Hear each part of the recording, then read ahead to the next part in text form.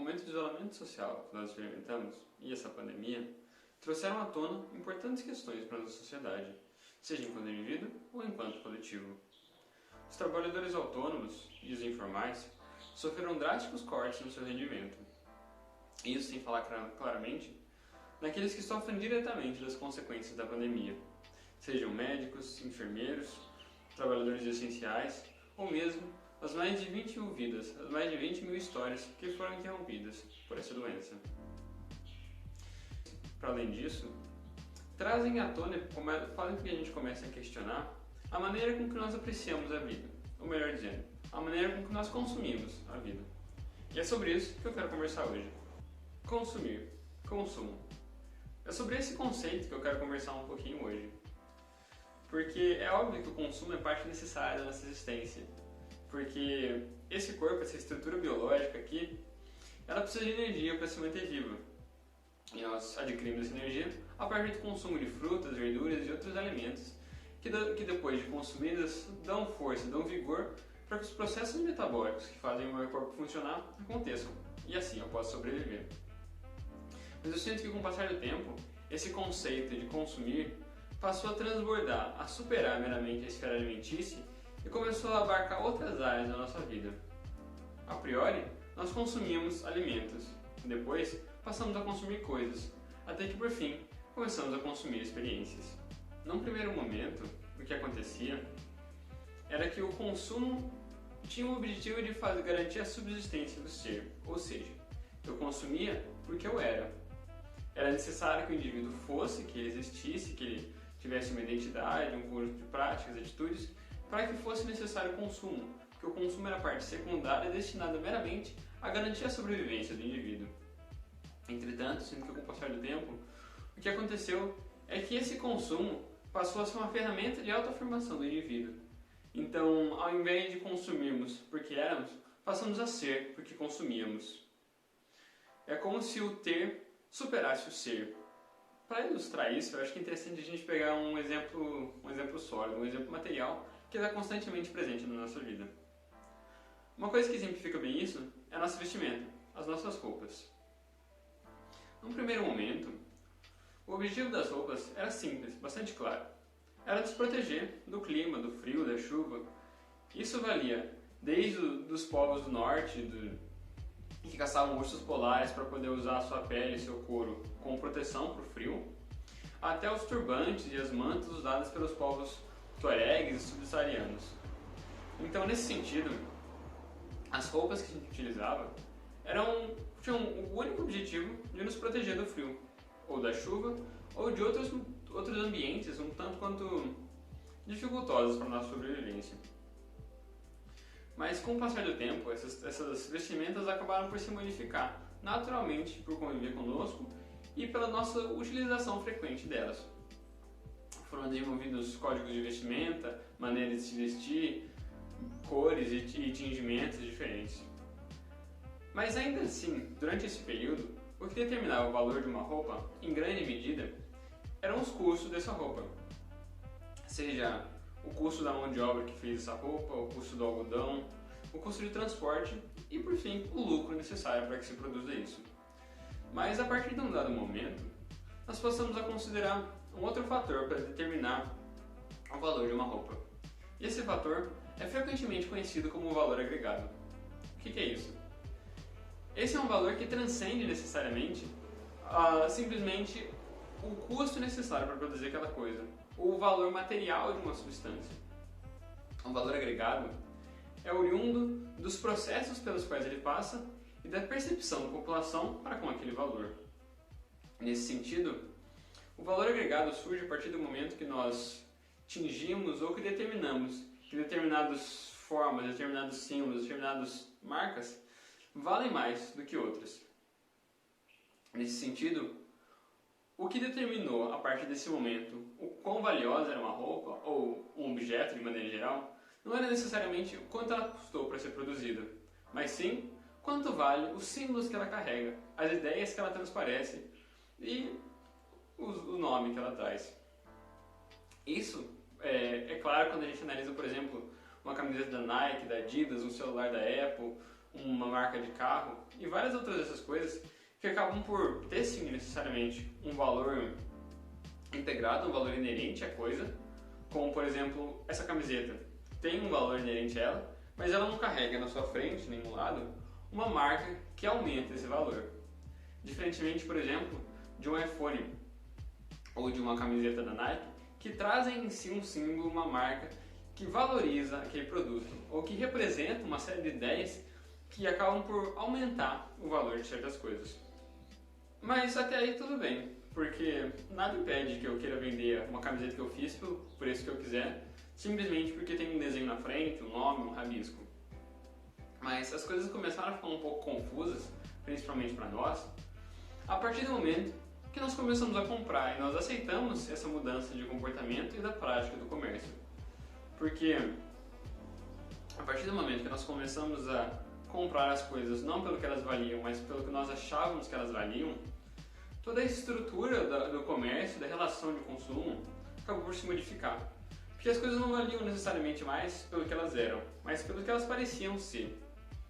Mas mais do que isso, depois de sermos profundamente bombardeados e sermos envolvidos por esse conjunto de crenças e de práticas que atrelavam valor às coisas pelo que elas pareciam ser, nós acabamos por achar e por acreditar que nós também valemos por esse valor agregado, por esses símbolos, por essas marcas, por esses títulos e por esses rótulos que nós encarnamos, seja através de ideias ou mesmo mais materialmente pelas roupas que nós usamos, pelo celular que nós carregamos nos bolsos, pelos carros que nós dirigimos e pela casa em que nós moramos.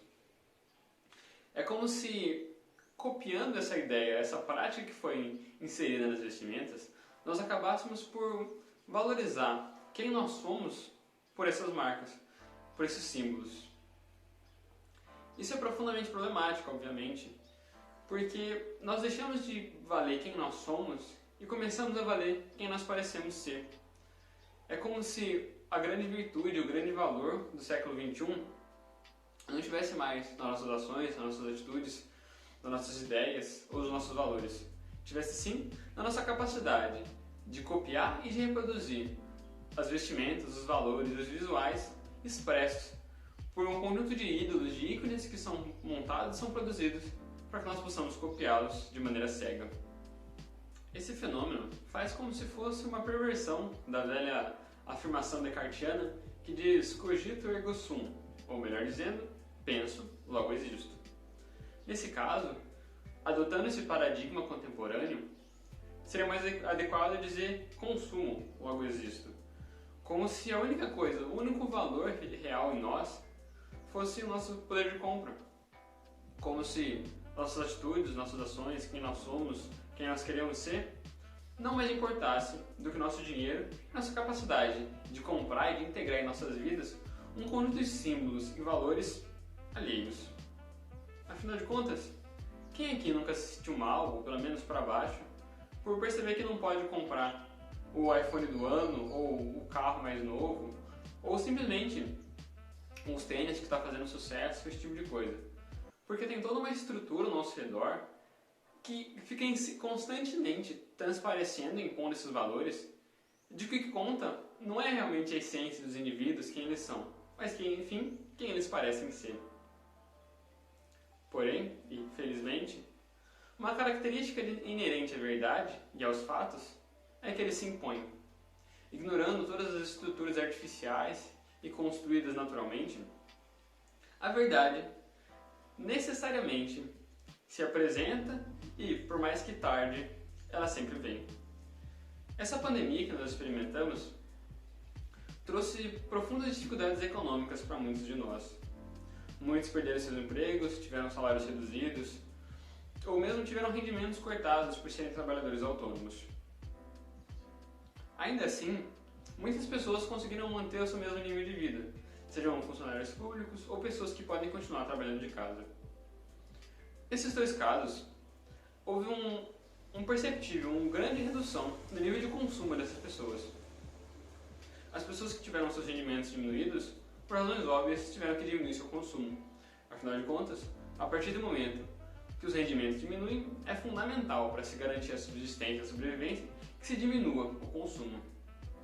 E mesmo as pessoas que tiveram seus rendimentos intactos, iguais, ainda assim percebe-se nelas uma tendência de redução de consumo, tanto pela incerteza do futuro, quanto pela simples necessidade de se manter em casa.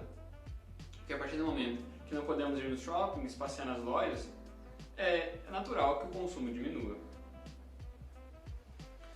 Mas mesmo essas pessoas que tiveram seu consumo diminuído por questões externas, por não poderem ir em lojas e tal, eu acho que a gente pode entender que essas pessoas que não tiveram seus salários cortados não passaram por nenhum tipo de necessidade que já não tivessem antes. Por exemplo, ninguém que tinha uma vida estável e que manteve seus rendimentos nesse momento vai passar fome, frio, sede, por vontade própria, porque o consumo se manteve em seus níveis essenciais. O que isso quer dizer é que boa parte de tudo que nós consumimos naturalmente não é essencial. Talvez essa pandemia, esse momento bastante duro e problemático que nós experimentamos, acabe por trazer um amargo remédio. Acabe por nos mostrar que muitas das coisas, muitos dos valores que nós abraçamos e que nós entendemos como essenciais, talvez não sejam tão essenciais assim. Talvez ter um carro mais novo, ter o celular do ano e esse tipo de coisa não seja tão essencial quanto tenta nos afirmar. Será que todo esse tempo e esforço que nós dedicamos para comprar coisas que talvez nós nem queremos tanto assim, que nem sejam essenciais, com dinheiro que nós muitas vezes não temos, para agradar pessoas que nem efetivamente ligam pra gente, vale tanto a pena assim? Eu, particularmente, acho que não. É óbvio que isso não é nenhuma exigência, nenhum chamamento para que nós abandonemos toda a civilização e vamos morar no meio do mato. É, pelo contrário, uma reflexão, um diálogo para que a gente possa consumir aquilo que realmente importa, aquilo que é essencial. E talvez nem consumir seja a palavra certa. Que nós possamos apreciar aquilo que é essencial, aquilo que é realmente necessário para a nossa vida, que nós possamos dedicar todas as nossas energias para aquilo que importa, e não por conta de adereços e acessórios que se desfalelam no tempo. Acho que era basicamente isso. Comenta aí embaixo o que você achou, o que você pensou, para que a gente possa estabelecer esse diálogo e continuar aprendendo e construindo esse conhecimento coletivo. Até a próxima e tchau!